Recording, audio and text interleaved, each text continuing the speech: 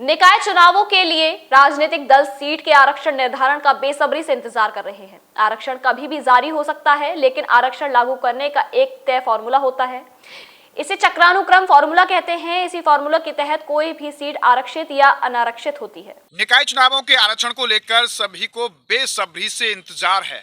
अब सबकी नजर आरक्षण पर टिकी हुई है, लेकिन आरक्षण का एक तय फॉर्मूला होता है और उसी फॉर्मूला के अंतर्गत आरक्षण होता है। सबसे पहले वार्डों का आरक्षण होता है, उसके बाद नगर निगम के मेयर, पालिका के चेयरमैन, नगर पंचायत के चेयरमैन के आरक्षण की घोषणा होती है।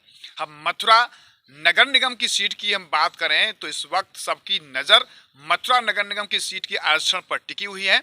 अगर एक जो तय फॉर्मूला आता है, जो क्रमानुसार जिसे हम कहते हैं, इस बार मथुरा के मेयर की सीट को महिला आरक्षित होने की संभावनाएं भी जताई जा रही हैं, क्योंकि एक तय फॉर्मूला ये होता है कि सबसे पहले जब किसी भी निगम का आरक्षण तय किया जाता है तो सबसे पहले उसकी महिला एससी आरक्षित होती है, उसके बाद एससी रिजर्व्ड होती है, फिर ओबीसी महिला रिजर्व्ड होती है, उसके बाद फिर ओबीसी रिजर्व्ड होती है, फिर उसके बाद महिला रिजर्व सीट होती है, उसके बाद फिर अनारक्षित जिसे हम सामान्य सीट बोलते हैं।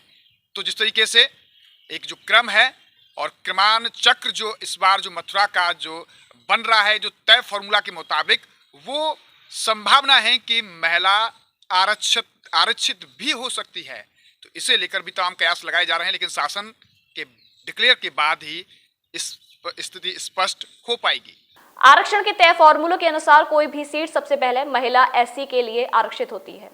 इसे अगली बार चरणवार तरीके से एससी के लिए, इससे अगली बार ओबीसी महिला के लिए आरक्षित और फिर ओबीसी। इसी क्रम में फिर महिला आरक्षित, इसके बाद अनारक्षित सीट होती है।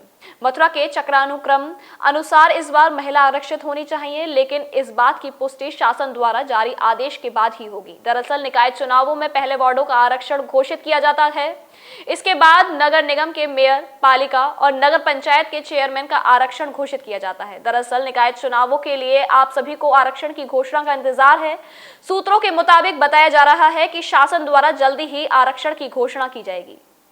निकाय चुनावों के लिए भले ही अभी आरक्षण की घोषणा नहीं हुई है, लेकिन जो लोग चुनाव लड़ेंगे उन्होंने भी अपनी तैयारी शुरू कर दी है। लेकिन सबसे बड़ा सवाल ये है कि आरक्षण के बाद ही जो उम्मीदवार हैं, प्रत्याशी हैं, वो उनकी गतिविधियां तेज होंगी।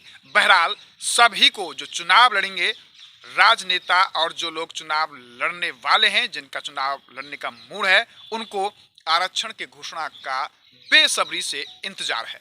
न्यूज़ का पर्सन पीके दुबे के साथ गोविंद भारद्वाज।